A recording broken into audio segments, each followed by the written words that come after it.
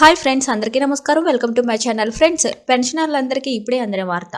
పింఛన్దారులకు ఆంధ్రప్రదేశ్ ప్రభుత్వం శుభవార్త చెప్పింది. పింఛన్ల పంపిణీ మరింత సరళవంతం చేస్తూ ఉత్తర్వులు జారీ చేసింది.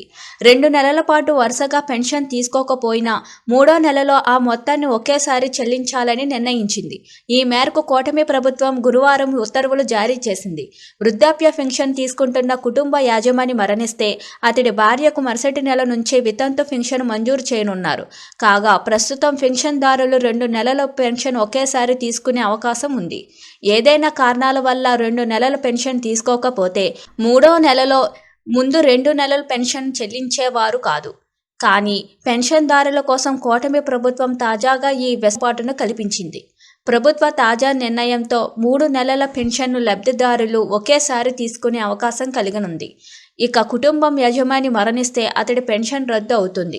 మృతుడి భార్య వితంతు పెన్షన్ కోసం కొత్తగా దరఖాస్తు చేసుకోవాలి. తాజాగా ఈ నిబంధనను కూడా ప్రభుత్వం మార్చింది. పెన్షన్ తీసుకుంటున్న యజమాని మరణిస్తే మరుసటి నెల నుంచి మృతుడి భార్యకు వితంతు పెన్షన్ మంజూరు చేసేలా వెసులుబాటు కల్పించింది. టీడీపీ, జనసేన, బీజేపీ ప్రభుత్వం తీసుకున్న తాజా నిర్ణయాలతో పెన్షన్దారులు హర్షం వ్యక్తం చేస్తున్నారు. కాగా అసెంబ్లీ ఎన్నికల్లో హామీ ఇచ్చినట్లుగానే అధికారంలోకి వచ్చిన మొదటి నెల నుంచే ఎన్టీఏ కూటమి ప్రభుత్వం పెంచిన పెన్షన్లను అందిస్తున్న విషయం తెలిసిందే. ప్రతి నెల 3వ తేదీలోపే పెన్షన్ల పంపిణీ ప్రక్రియను పూర్తి చేస్తుండడం గమనార్హం.